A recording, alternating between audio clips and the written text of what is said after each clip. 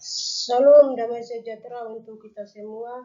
Memperkenalkan nama saya Akmin Tenoye, kelas A1, kampus UNPI Universitas Pembangunan Indonesia Manado, mata kuliah Bahasa Indonesia, dosen pengampu Jumlianti Lambaya, SP, MPD.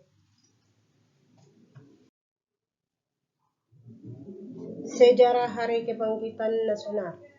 Kebangkitan Nasional Indonesia adalah periode pada Palu pertama abad ke-20 di Nusantara.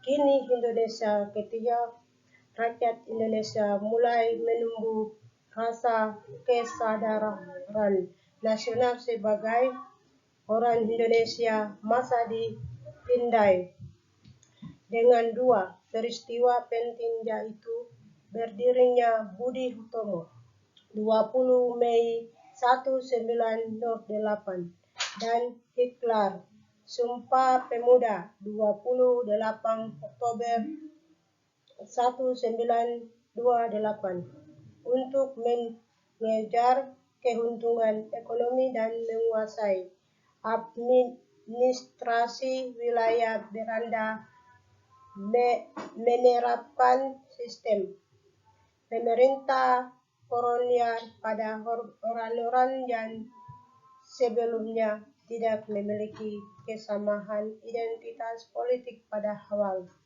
abad ke-20 Belanda menetapkan batas-batas teritorial di Hindia Belanda yang menjadi sikap bokar Indonesia modern.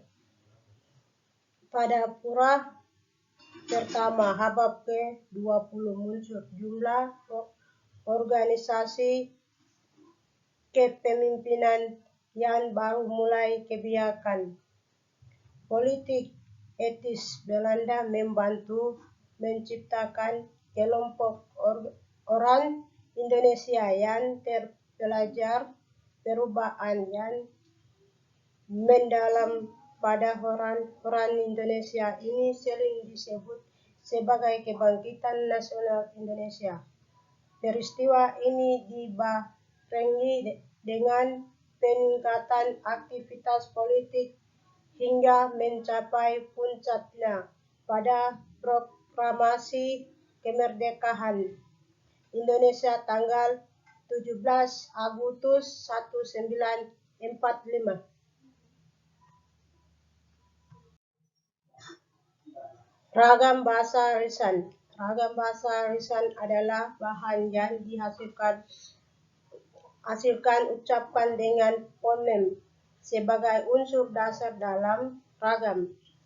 Lisan kita berurusan dengan tata bahasa atau kosakata dan lafal. Contohnya berbicara secara tatap muka. Ragam bahasa lisan. Ragam bahasa lisan adalah bahasa yang dihasilkan dengan memanfaatkan tulisan dengan huruf sebagai unsur dasarnya. Contoh tulisan dengan pakai tangan. Ragam baku. Ragam baku yaitu bahasa yang boleh menjadi bahasa yang baik dan benar bahasa baku yang baik, mempunyai prestise tinggal, dipakai digunakan di lingkungan terdidik yaitu sekolah atau di kampus, dalam surat resmi, dalam kerja ilmiah. Ragam tidak baku. Ragam tidak baku adalah ragam bahasa yang cara mengucapkan dalam penulisan sesuai dengan kehendak. Tindakan strategi yang disimpulkan.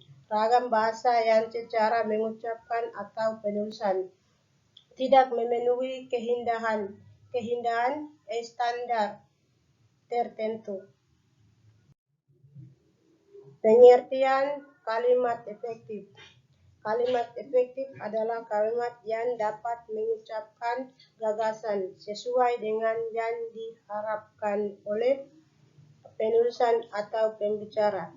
Suatu kalimat dapat dikatakan efektif jika penerimaan pesan dapat menyampaikan kembali gagasan, pesan, perasaan, ataupun pemberitahuan sebagainya yang dimaksud oleh pemberi pesan.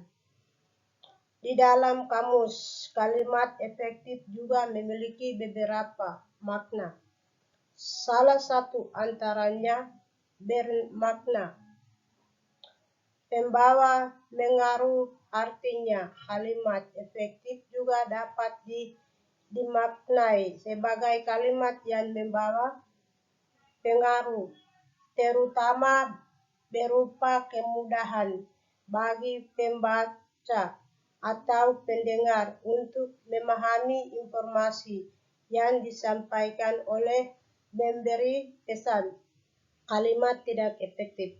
Kalimat tidak efektif adalah susunan kalimat yang menangan terlalu berlebihan. Kalimat tidak efektif selalu berbelit dalam menyampaikan pesannya. Dalam susunan kalimat tidak efektif sering ditemui penggunaan ejaan dan struktur bahasa yang salah. Kalimat tidak efektif sebenarnya bisa langsung disampaikan hanya saja karena menyusun tidak sesuai struktur kalimat yang susah menemukan makna. Kalimat tidak efektif akan membuat pembaca bingung dan tidak mengerti isi.